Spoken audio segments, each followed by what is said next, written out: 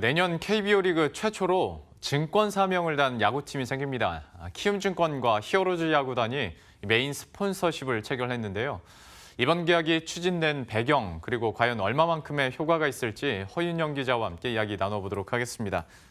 스폰서 계약과 관련해서 어제 공식적으로 발표가 있었지 않습니까? 이 부분부터 한번 짚어주시죠. 네, 그 스폰서 계약은 총 5년이고요. 23년까지 키움증권은 히어로즈 야구단의 명명권, 그러니까 네이밍 라이츠를 행사하게 됩니다. 계약금은 이제 연간 100억 원으로 이제 당초 언론 보도로 알려진 70억 원에서 80억 원보다 조금 높은 수준이고, 그다음에 넥센의 메인 스폰서 금액도 계약금도 약 100억 원으로 알려졌는데, 이제 키움증권은 이번 계약에 인센티브 조항도 포함해서 이 지출 금액은 야구단의 성적에 따라 좀 그 지출 규모가 더 커질 가능성이 있습니다. 그래서 말씀하신 것처럼 이제 증권사 최초로 야구 증권사 이름을 단 최초의 야구팀이 탄생을 하게 되는 겁니다. 그러니까 올해까지 넥센 히어로즈였는데 이제 키움 히어로즈로 내년 바뀌게 되는 거잖아요. 그렇죠. 이름은 아직은 그게 확정은 아닌데 그렇게 되지 않을까라는 예상이 나오고 있습니다. 키움증권에서 분명히 손익을 따졌을 때 플러스가 되기 때문에 이런 사업을 펼치는 걸 텐데 구체적으로 어떤 효과를 노리고 있는 건가요? 그렇죠. 이제 키움증권과 히어로즈 야구단의 공통점이 뭐가 있을까? 키워드를 찾아보면 바로 영웅이라는 단어를 꺼내볼 수 있는데, 이 키움증권의 HTS 이름 영웅문이거든요. 그렇죠. 그리고 그다음에 그 고객 게시판에서 활동하는 일종의 이제 게시판지기의 이름이 애초에 키움 히어로즈 라는 이름으로도 활동을 하고 있습니다. 그 팀 이름 그리고 뭐 좀 히어로즈 야구단의 최근 뭐 분위기, 언더독 이런 정체성을 감안해 보니까 이 히어로즈 구단과 시너지를 크게 낼 수 있을 것이다라고 키움증권은 판단을 한 거죠. 그리고 키움증권이 이제 좀 그러니까 올해 내년 그리고 앞으로 가장 큰 목표로 하는 사업 중에 하나가 바로 인터넷 은행 출범입니다. 그래서 이에 맞춰서 좀 더 다양한 고객군을 확보하겠다는 전략 역시 이번 메인 스폰서 계약의 좀 큰 배경으로 꼽히고 있습니다. 근데 증권사가 이렇게 야구단 이름을 쓰게 된 건 이번이 처음 맞죠? 네, 맞습니다. 그 금융투자업법상 이제 금융사는 그 프로 스포츠 구단을 인수를 해서 운영을 할 수 없도록 돼 있습니다. 인산분리 원칙을 다 아실 텐데, 그러니까 고객들의 자산을 토대로 이 한 금융업의 특성 때문에 이런 제약을 두고 있는데, 근데 이제 그래서 이제 키움증권의 좀 메인 스폰서 계약 소식이 알려진 뒤에도 뭐 일부 팬들 사이에서는 뭐 금융사는 스포츠단을 인수할 수 없다 뭐 이런 이야기가 나왔는데, 근데 이번 키움증권의 계약은 이 야구단의 뭐 지분을 인수하는 게 아니라 네이밍 스폰서 계약, 그러니까 명명권만을 행사하는 계약이어서 이 좀 뭐 그 법적으로는 전혀 문제가 없는 사항입니다. 그래서 히어로즈라는 그 독특한 야구단의 운영 구조이기 때문에 가능했던 계약이다라고 정리해 볼 수 있습니다. 그 독특한 운영 구조에 대해서는 이게 장점이 될 때도 있고 단점이 될 때도 있는데, 그렇죠. 이번에 키움증권에서는 그러니까 은산분리도 피해가면서 이제 새롭게 명명권을 얻게 됐습니다. 근데 이런 계약 과정 그리고 발표하는 과정에서 벌써 약간 잡음이 좀 들리더라고요. 그렇죠. 방금 앵커님이 말씀하신 이 히어로즈 구단의 독특한 구조 때문에 나오는 잡음이라고 해석할 수 있는데, 이제 먼저 이 스폰서 체결 계약을 그러니까 이 체결 계약을 발표한 시점부터 좀 여러 이야기들이 나오고 있습니다. 이제 히어로즈 입장에서는 위기에 몰렸던 구단을 조금 구원해주는 카드였고, 키움증권 입장에서는 상당히 큰 홍보 효과를 누릴 수 있는 계약이라는 것 자체는 좋은데 발표 시점이 좀 매끄럽지 않았다, 이런 이야기가 나오고 있는데, 이유는 이 히어로즈 구단은 현재 전 구단주이자 이제 최대 주주인 이장석 전 대표가 법정 구속까지 됐던 상황이잖아요. 그래서 KBO는 그러니까 지난달 이 전 대표의 연구 실적을 결의를 했습니다. 다만 좀 야구 축제인 그 포스트 시즌이 진행이 되고 있는 만큼 이 연구 실적을 결의를 했을 뿐이지 아직 승인은 안 한 상황이거든요.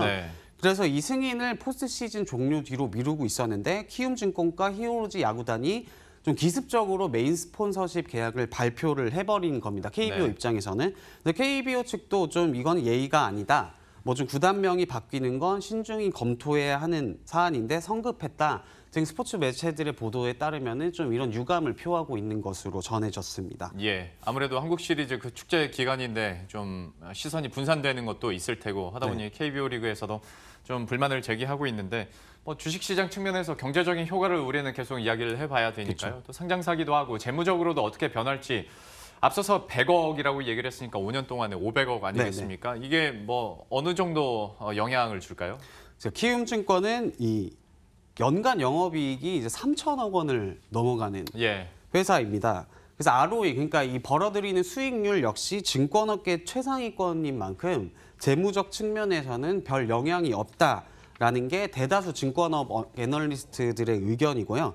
근데 다만 좀 최근에 그 증시 전망이 어두워가는 시점에 좀 이 같은 그 스폰서 비용 지출 결정을 내린 거는 의외다라는 좀 이런 반응도 없지 않아 있는 것 같아요. 예. 왜냐하면 키움증권의 특성이 좀 실적 변동폭이 좀 클 수밖에 없는데 이 스폰서비 500억 원은 좀 지출을 한 게 이 시점상 조금 되게 통큰 결정이다라는 해석도 할 수 있지만 그래도 조금 의외다 이런 반응이 나오는 것 같은데 또 키움증권이 최근 이 IB 강화를 좀 목표로 하고 있는데 여전히 좀 말씀드린 것처럼 브로커리지 그러니까 개인 투자자 비중이 실적에서 차지하는 게 굉장히 높은 증권사인데 리테일에 비해서 아직 IB 부분은 좀 초라하다고 할 수 있습니다. 그래서 상반기 IB 사업부 영업이익은 이제 전체 수익의 10% 정도에 머무르고 있는데, 근데 아시다시피 IB 사업의 좀 특성이라고 하면은 자본을 투자해서 레버리지를 일으키고 그리고 수익을 창출하는 사업이잖아요.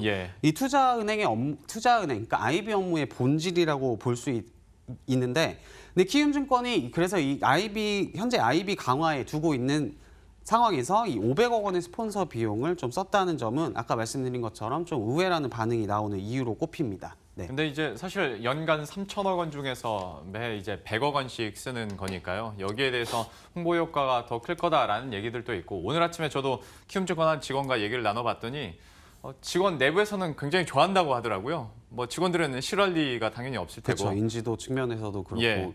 다만 이제 한편에서는 IB 강화 측면에서 더 집중을 해야 되는데 이 시기에 발표했다라는 점에서 뭐 다양한 의견이 나온다까지 들어봤습니다. 그럼 마지막으로 실제로 마케팅 효과, 물론 뭐 내년이 돼 봐야 알겠습니다만은 좀 어느 정도로 예상이 되고 있습니까? 넥센 같은 경우는 이 히어로즈 야구단의 메인 스폰서를 맡으면서 확실한 홍보 효과를 좀 누렸습니다. 그래서 2천억 원이 안 됐던 매출이 이 메인 스폰서를 맡은 뒤에 꾸준히 성장해서 이제 3천억 원을 넘어선 상황이죠. 근데 물론 매출 증가, 넥센의 매출 증가를 이 스폰서 효과만으로는 설명할 수는 없지만 당시 좀 부족했던 인지도를 확 끌어올린 계기가 됐다는 점은 사실인 것 같습니다. 그래서 이는 사업 활동에도 분명히 도움이 됐을 테고요.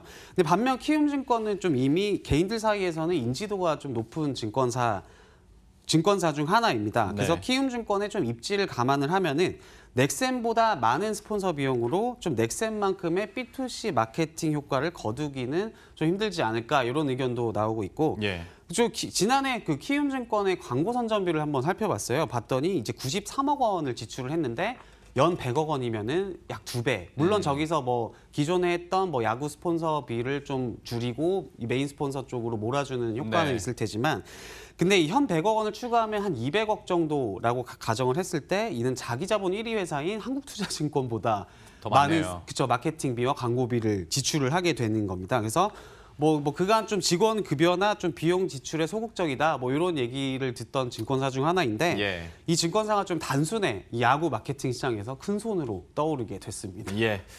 지금까지 허윤영 기자와 함께했습니다. 잘 들었습니다. 네, 고맙습니다.